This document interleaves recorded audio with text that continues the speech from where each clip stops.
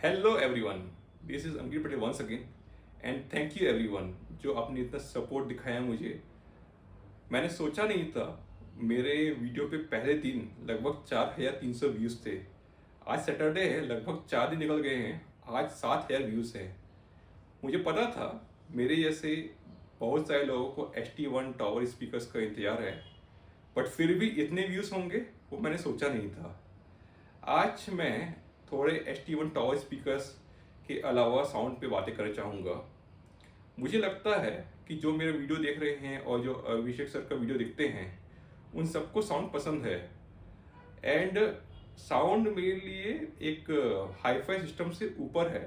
सो मुझे बहुत सारे जगह साउंड पसंद है, जैसे मुझे ब्लूटूथ स्पीकर पसंद है, जैसे मुझे एटमॉस होम थिएटर पसंद है मूवी देखने के लिए, और स्मार्ट स्पीकर्स पसंद हैं।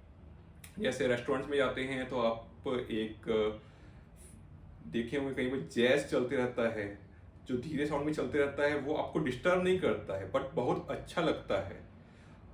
वॉशर सेटअप भी पसंद है, मैं घर पे भी उस टाइप का करता हूँ। वो आपको आगे आने वाली वीडियो में बताऊंगा कि कैसे वैसा किया जा सकता है।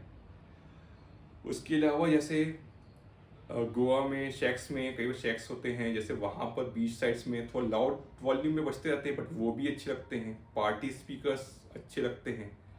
ऐसे ही एक जगह है कार, जहाँ मुझे लगता है कि उसका म्यूजिक सिस्टम बहुत इम्पोर्टेंस रखता है। मैंने पुणे में रहता हूँ। मैंने देखा है यहाँ पे लोग जिन जो कार से ऑफिस आए जा करते हैं वो तकरीबन अपने दिन का 1 घंटा कार में गुजारते हैं।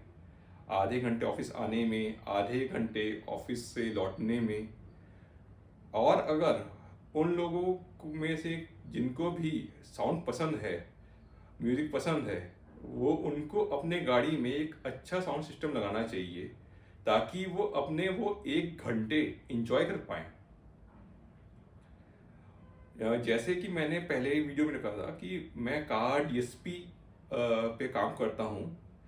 कईयों को पता है DSP क्या होता है और कईयों को पता है DSP नहीं पता है कि DSP क्या होता है, तो मैं उसके बारे में बताना चाहूँगा। DSP एक डिवाइस होता है जिससे हम कार के ऑडियो ट्यून किया जा सकता है, जो कि हेड यूनिट और एम्पलीफायर के बीच में बैठता है। सो वो तकरीबन मेरे पाम साइज का इतना बड़ा होता है, इतना मोटा होता है और इतना होता है। नॉर्मली 12 to 14 चैनल DSP इतने में आ जाते हैं। अब रहा जाए कि ये DSP का इतना इम्पोर्टेंस क्यों है। हाँ, DSP बहुत इम्पोर्टेंट है और कार ऑडियो में उसका इम्पोर्टेंस बहुत बढ़ जाता है। कार का एक इन्वायरमेंट जो होता है वो बेस्ट इन्वायरमेंट नहीं होता साउंड सुनने के लिए, क्योंकि उसके इनहेरेंट कुछ फ्लॉस हैं। जैसे वहाँ पर आप देखेंगे वूफर स्पीकर या मिड पास ड्राइवर्स जो बोलते हैं वो नीचे होते हैं, और उससे जो साउंड निकलती है वो सीट से ऑब्स्ट्रक्ट होती है, आपके पाँव से ऑब्स्ट्रक्ट होती है, ऐसे डैशबोर्ड से ऑब्स्ट्रक्ट होती है। ऐसे वहाँ पर जो ड्राइवर्स के साउंड होते हैं मल्टीपल जगह ऑब्स्ट्रक्ट होते हैं। दूसरा, ड्राइवर का एंगल। आप होम सेटअप्स में देखेंगे आपके पास आपके जस्ट आपको फेसिंग या आपको जस्ट टो इन ऐसे आप स्पीकर प्लेस कर सकते हैं, लेकिन ये पॉसिबल नहीं होता है मोस्ट ऑफ द टाइम अपने कार ऑडियो में। कार ऑडियो में डोर्स पे स्पीकर दिए जाते हैं। उसके अलावा आप देखेंगे कि घर में भी वैसा होता है, सर्टेन रिफ्लेक्शंस होते हैं और एब्जॉर्प्शन होते हैं, लेकिन कार का क्योंकि केबिन छोटा होता है तो इसके इफेक्ट्स बहुत ही ज़्यादा होते हैं। कार में जो ग्लास होता है वो साउंड रिफ्लेक्ट करता है और उस कारण से भी डिस्टर्बेंसेस आते हैं। उसके अलावा अगर देखा जाए जब कार चलती है तो एक सर्टेन रोड नॉइस होती है, टायर से नॉइस आती है, वो आपके सर्टेन फ्रिक्वेंसीज को कैंसिल करती है।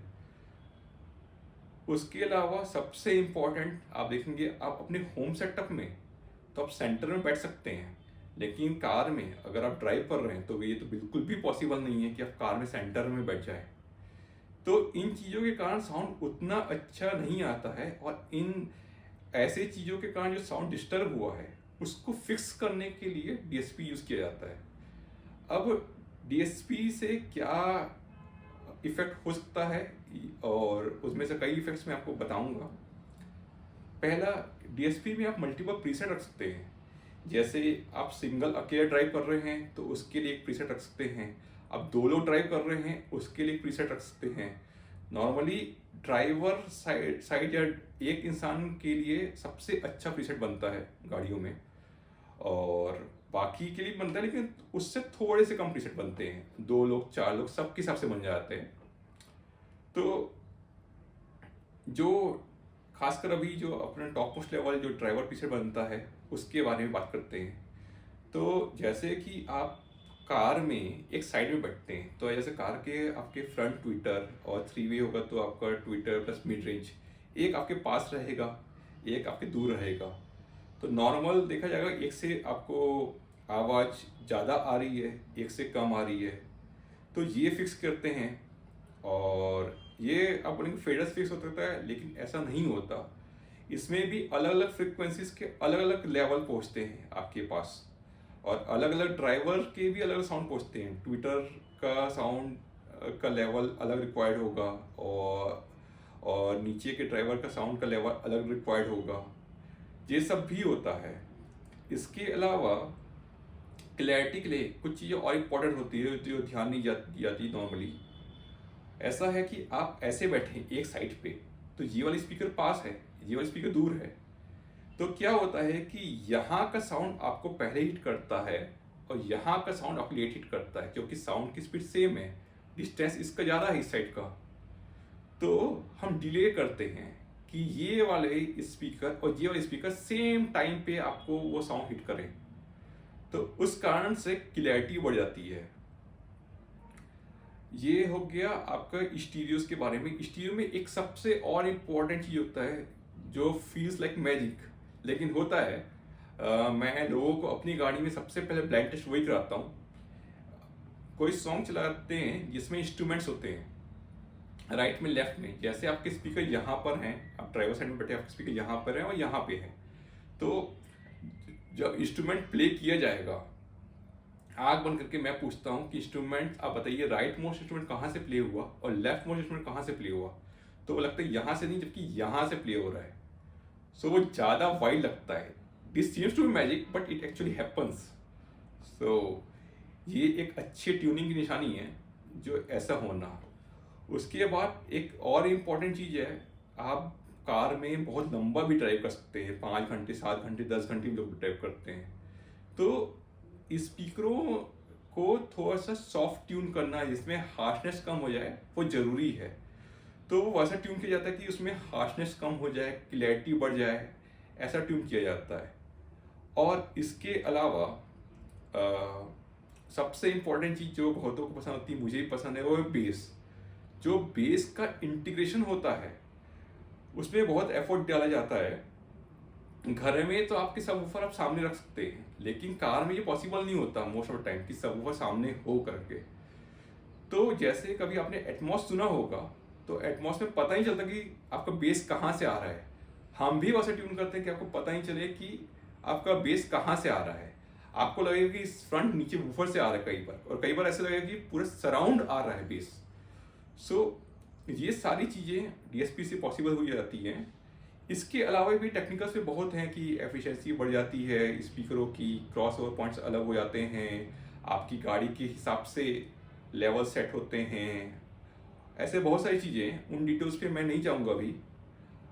तो मैं ये कार डीएसपी ट्यून करने में काम करता हूँ, और केवल यही नहीं, मैं ये चाहूँगा जिसके पास सेटअप है, डीएसपी लगा हुआ है, they can contact me for getting it tuned.